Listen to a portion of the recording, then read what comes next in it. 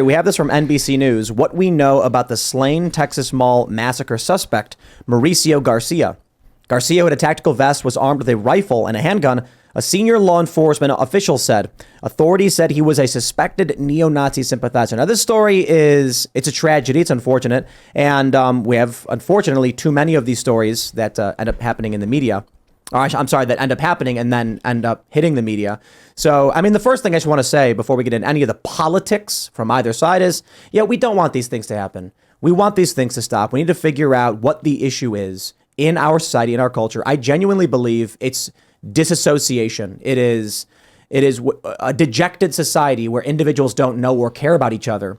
And they seek validation or they seek to push some extremist ideology. And then this whole thing creates a recipe for disaster. And I'll put it simply, I think it's multiculturalism.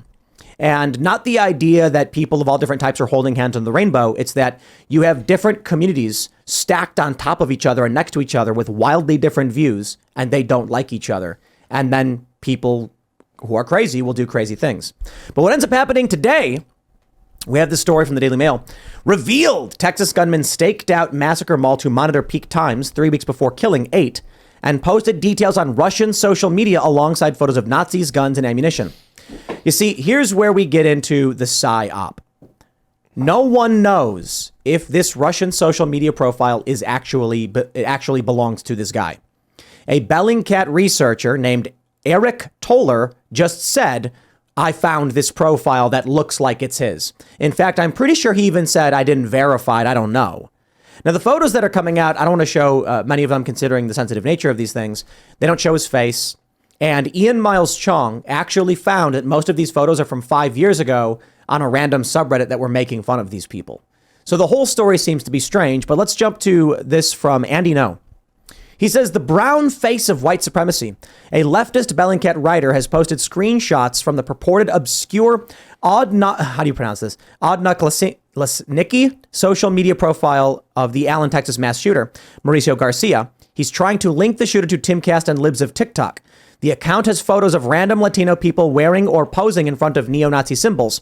Bellingcat is a government-funded site that was sourcing from intelligence agencies. It employs radical leftist writers. And then I think I've got, do I have Ian Miles Chong here? Ian Miles Chong says, posting on Blue Sky, Media Matters for America researcher Parker Malloy tells former Twitter trust and safety head Yoel Roth that not banning Libs of TikTok may have caused the Allen, Texas mass shooting. Oh. And then we have this. That's why. So stupid. Now we know. Well, this is the left's argument for everything now. Shut up or there will be more mass shootings. Don't state your point or there will be more mass shootings. That's their argument for everything. That's all it is. The whole point is they want to connect anyone that would speak in a way that they do not approve of, and which is essentially they're in control of. They want to link them to any kind of bad thing that they can. I mean, you look at Timcast and, it was swatted 15 times last year here, and they're saying plus bomb threats. Yeah, and they're saying that Timcast is causing stochastic terrorism, even though they continue there's leftists that are constantly saying, "Oh, Timcast does this and they do this and blah blah blah." It's like it's literally the iron law of woke projection. Can we change the name researcher to propagandist? Because I think it's more accurate and it feels more genuine. If we just all it is. Let's just call it what it is. It's what they are. You can't be a researcher for Bellingcat or Media Matters if you have an agenda. If you're pushing an agenda. Yeah, if your whole job is to look for people that have a different political opinion and then cast them in the most negative light imaginable, you're not a journalist. Nope. You're not a researcher. You are a propagandist. So they're leftist propagandists. They're just commies. They're just commies. I really just don't care because I think they've just lost. I feel nothing of this. Well, they're at the ad hominem level, right? They're attacking you. They're saying you must be obviously affiliated with. I thought, by the way, the brown face of white supremacy was Larry Elder. I'm pretty sure we had a blackface. Yeah, blackface. There's a big difference there. So this is the brown error on your part, but it's okay. It's okay. All right. End of the day, though, when they start getting into the ad hominem attacks, like they've already lost the argument. There is no fundamental argument against it. They're going to attack your character. They're going to attack your values, but it doesn't have anything to do with did they make a strong point where they think this guy was somehow, there was a period where the media had enough influence to where I may have been concerned about this and then been like, oh, do I got to put out a statement? I remember when the New Zealand shooting happened and the guy said, subscribe to PewDiePie or whatever. Right. And then PewDiePie was all like, yo, oh man, like, hey, look, yo, and I'm kind of just like, shut up. I look at this and I'm like, shut your mouth, Bellingcat. You guys are fucking idiots. Well, you get me swearing. But like, it's a random profile from Russia.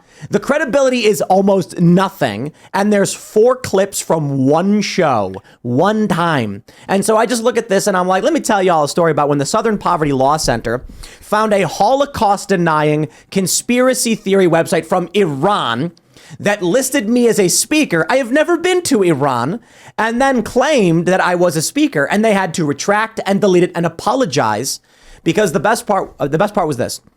Me and a few other people threatened a lawsuit saying, like, how could you just say this ridiculous fake garbage?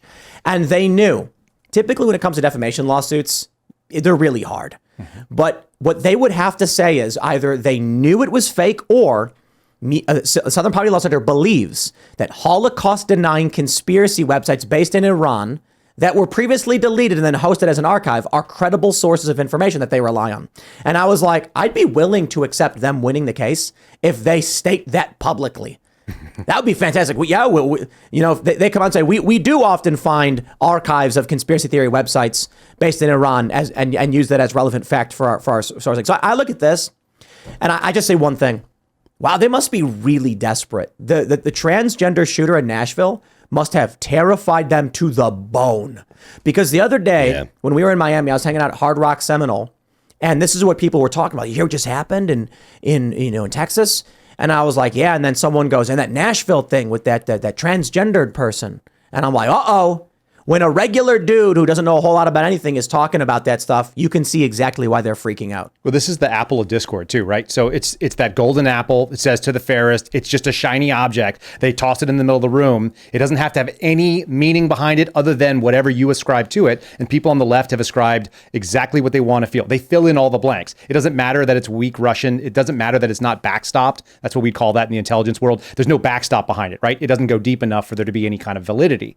And yet, it says what I want it to say. Yeah. It pegs my enemy in the way that I want it to peg them. So it's effective. And nobody looked into it any further because they don't care. They're not trying to find truth. What they're trying to find is, am I reaffirmed in my belief, whether it's that they hate you or that they hate, that it's obviously guns and white supremacy and all the other things that they're going to demonize. Just toss that shiny object in there. I really do wonder, like, what is the end goal of trying to claim this guy was a fan of Libs of TikTok or Timcast? It has nothing to do with us. Why would we get banned? I know. I think it would be ridiculous for them to ban you, but that's the angle. But that's the angle that they're trying to go with. That's why they're talking about it. That's why your enemies are continually bringing this up and tweeting. I disagree. I get your point, and maybe that's the intention, but it's just like there's literally nothing they can do. It doesn't work that way. With Alex Jones, they desperately try to find anything. And this was several years ago, but the media has lost so much power and influence.